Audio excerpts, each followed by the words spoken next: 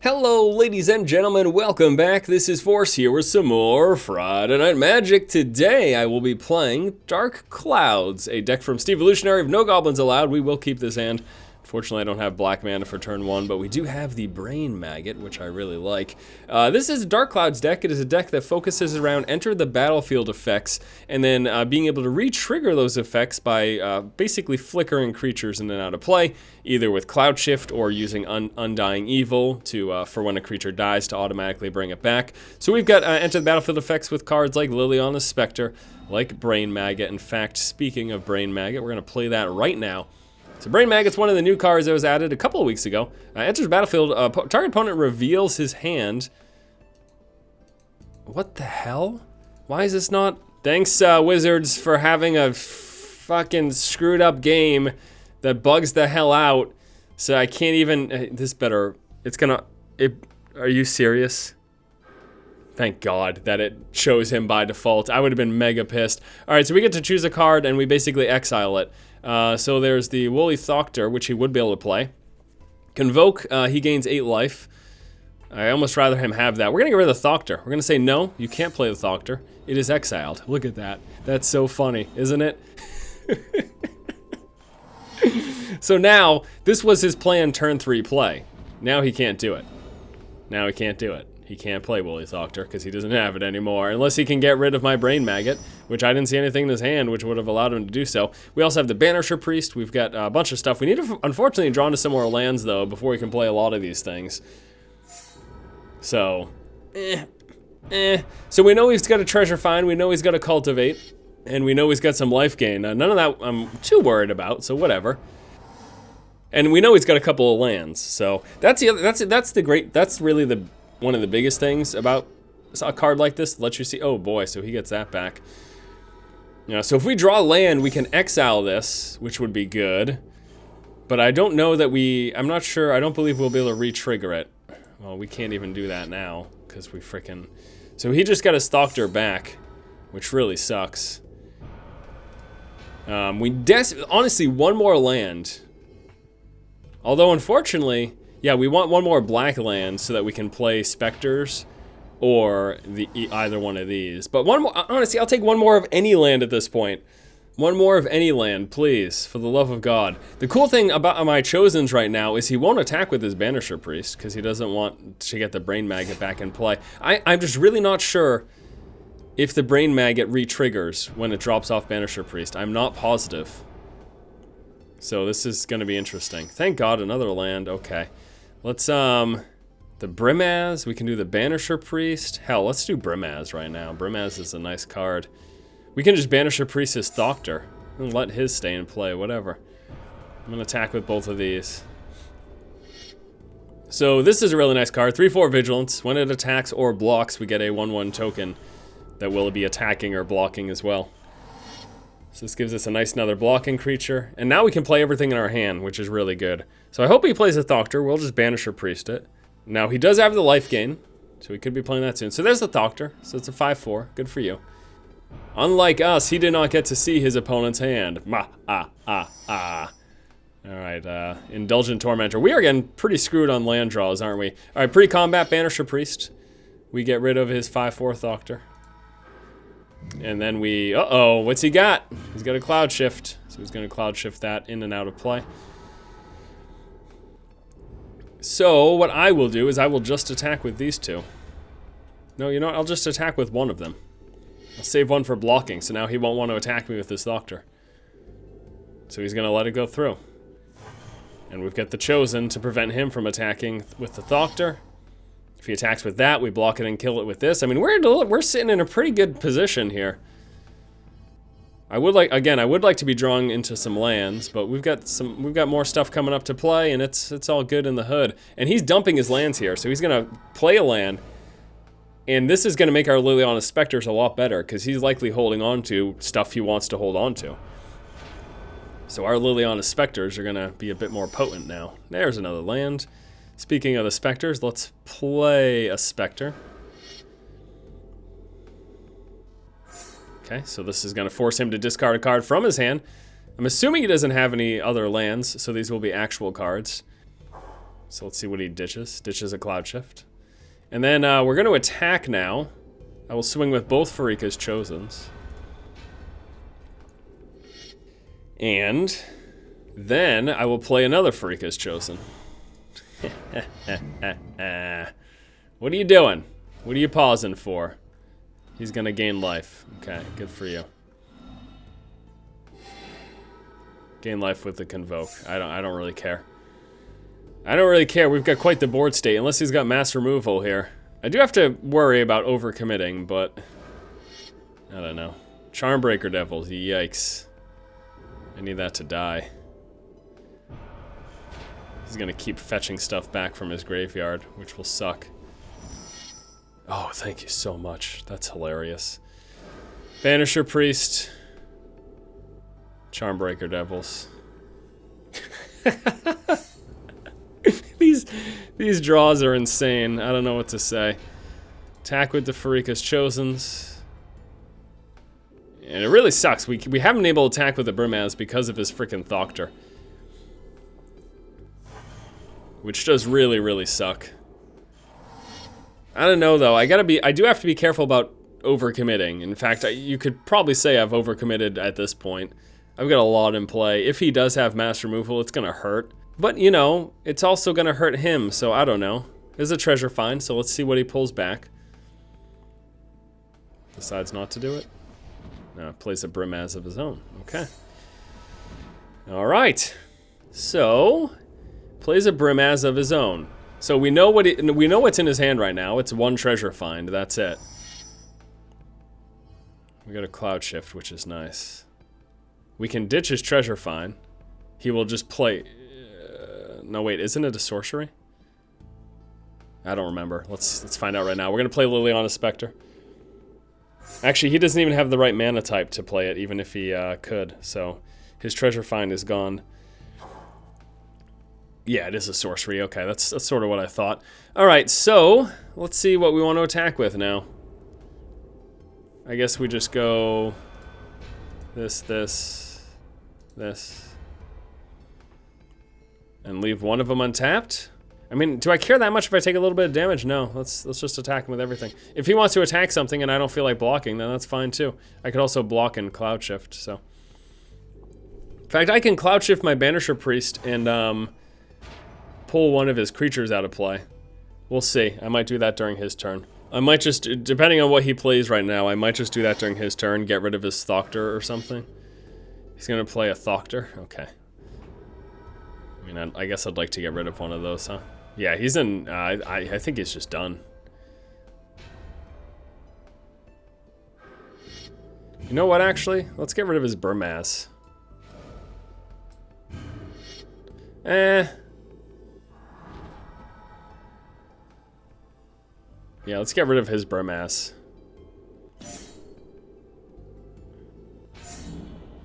Still gets the 1/1 attacking, though. So we block and kill the 1/1. And get our own. Because this thing blocks, it triggers a blocker. Oh, it forces it. Okay. Oh, but he blocked that thing. Okay, so it doesn't matter. And we've got an Undying Evil now. Yeah, we're golden. Okay, so now, let's go into combat phase. And we will attack with these two. We will attack with him. We will attack with our Farika's Chosens. And we can use our Undying Evil to save this guy. We can save our Brimaz.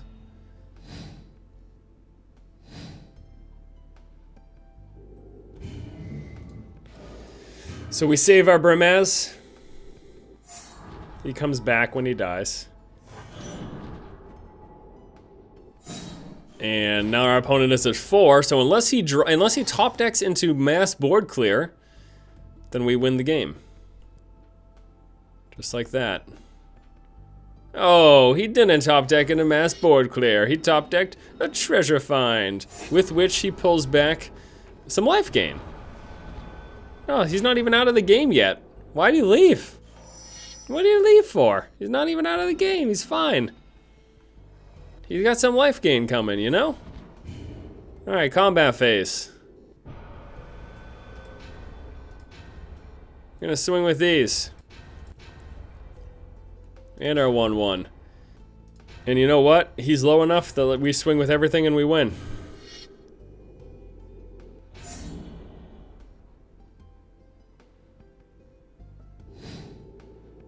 He blocks those. Oh yeah, wait, his life gain. I'm an idiot. What am I doing? What am I doing? What did I just do? Did I just give him the victory? I completely forgot about his life gain. Oh, man. Alright, we'll play our 5/3 flyer. Play our 5/3 flyer. Yeah, he's got Charmbreaker Devils. He's gonna cloud shift a thing. That's fine. That's fine too. Get that back. Yeah, that's fine. You attack with that. That's fine. Attack with that too. That's fine. So I block and kill this. I block this for the lulz. And then we just win in the air. Indulgent Tormentor. Choose if he wants to let me draw a card or he loses life. Or sacks a creature. Chooses to do that. Then we attack with everything. Attack with everything. He chooses to block a couple. It's not enough. We win the game. Ooh, I like this quite a lot because we've got the turn 1 Chosen, turn 2 Maggot. We also have the Undying Evil and God's Willing to protect or bring our creatures back. This is good. Yeah, I'm gonna keep this hand. Keep this hand. So we're gonna go turn 1 Pharika's Chosen as our 1/1 Death Touch creature. Turn 2 we will toss a Brain Maggot down. Again, we get to pull a creature from his hand, or pull a card, a non-land card from his hand. And beyond doing that, we also get to see his hand, which is invaluable information. It's so good. Being able to see your opponent's hand is so valuable. You get to see what kind of deck they're running and everything. So we're just gonna... Yeah, I was thinking about playing the Guildgate, so the turn 3 I could do like this guy, but I really think I should probably Brain Maggot.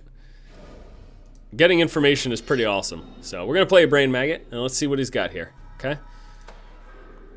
Let's... What, are you kidding me? Why did he leave? Because I get to exile 1 card?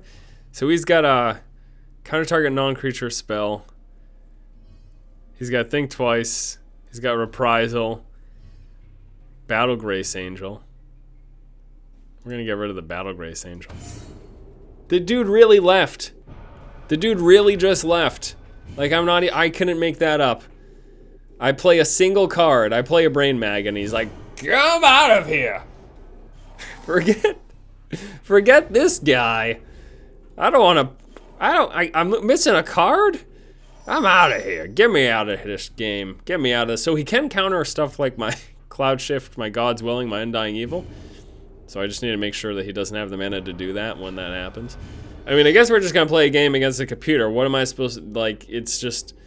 The guy left. The guy left. The guy left immediately. A single card. He left immediately. There's the Think Twice. Draws a card. Good for you. We are going to be able to play Brimaz next turn. He's going to play a Wall of Omens. Ooh. Wall of Omens is alright. Ooh, Liliana Specter. Now let's play Brimaz. Brimaz. So good. Stack with both of these. He'll just block 1. If the AI is an idiot, it will block the Pharika's Chosen. It is not an idiot. It blocks the Brain Maggot. Okay. Okay, here we go. Anything for you this turn? No. Are you kidding me with the Wall of Omens? I'm gonna be doing 0 damage forever. Ah. That's a bummer. Let's play Liliana Specter. Get rid of those cards in your hand. Get rid of one of those cards in your hand, please. A negate? He gets rid of his negate? Ooh. Okay. That's awesome. So now I've got use of the Cloud Shift, God's Willing, and Undying Evil. I think the big thing here might be, do I decide to Cloud Shift to force another discard from him? Because that's an option. I can Cloud Shift Liliana's Specter to force him to discard another card. I'm gonna hold on to it though. I'm gonna wait until I want to use. Yeah, I'm not gonna do it just for that. Oh my gosh! Thank you so much. Top decking the Banisher Priest to say bye-bye to the Baneslayer Angel. Baneslayer Angel would have made my life a living hell. So that is unbelievable. Now, we don't have access to the Cloud Shift anymore, but if he tries to kill something, we can Undying Evil it, which will bring it back. So that's a good thing. And the nice thing about the Brimaz is I keep getting 1/1 tokens in play, which is going to continuously force through more damage, and in turn, allow us to win the game. Yes, indeed. Gonna play Elixir of Immortality, buying some time, but not quite enough. Pretty sure this isn't another Wall of Omens. What is this sorcery? Holy moly. All right, whatever. We just gotta keep plugging away. Keep plugging away. Get ourselves another token. He's gonna block 3, 4, 5, 6. So he's gonna take 1, 2, 3, 4, 5. Okay. It's down to 3. Oh yeah. Oh yeah. All right, here we go. This is the turn of turns. Can he do anything to save himself from certain doom? It looks like the answer to said question is 9. What do you got? You gotta think twice. That doesn't make a difference. You're gonna draw. Good job. You drew a card. What else? What do you got? You got anything else? Got anything else? You got 3 life. You got 3 life. That's game number 2. And for our third game, this is not the best looking opening hand because we can't really play anything that we have early on. So let's draw a new one. Yeah, this isn't so bad actually. I'm gonna keep this. Not a ton of aggressive creatures early on, but we do have the Brain Maggot, Agent of Fates, and a Cloud Shift. So we can go with an early Brain Maggot, which is going to be hilarious because he's already mulliganed down to 6. Let's see if he goes any lower.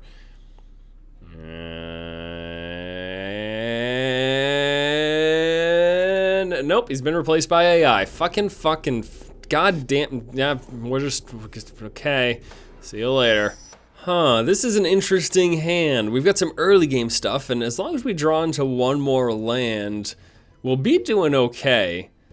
It's a little bit risky, but we do get to draw first as well. So we're gonna keep this hand. Yeah, we're gonna go ahead and keep it. We do get the first draw. And we're gonna be able to play a nice early strong creature in the Tormented Hero. So we just basically need to desperately draw into, well, it'd be best if we drew into a Guildgate, but drawing into any additional land I'll be happy with. What would I want most? Probably another black. If I draw into another swamp and we can get some specters out, I think I'd be pretty happy with that. Gosh, it's not looking good. All right, well, we're gonna swing with the hero. I mean, again, at least we got this early creature. And we do have stuff to protect it and like trigger it, because it's got heroic, so when I target it with a spell, either Cloud Shift or Undying Evil, opponent's gonna lose a life and we're gonna gain a life. Ideally, it would die, and I can Undying Evil it. He'd lose a life, I'd gain a life, and it would come back stronger. Okay, there we go. But we don't want to play the Banisher Priest, so actually that sucks. Okay, all right. Gosh, I'm not liking the mana that I'm getting so far. It's not working out for me. Not working out for me here. Well, hopefully he plays something that I want to get rid of so that I can play the Banisher Priest. Although I don't know, I don't know what I'm worried about. Like, nothing has happened yet. He hasn't done a damn thing. He's gained 2 life from a Radiant Fountain, and he's played tons of lands. Let's see what's in his hand with the Brain Maggot. Yes, so good. It's so good. Rage-inducing. All right, Attendant Knight, which he can't play. Okay, he's got a bunch of white stuff that he can't play. Oh, because he's way over. Well, he would be able to play the Tormentor next turn. Let's deny him from being able to do that. Let's see what else he has, though. He's got Safe Passage. He's got the Angel.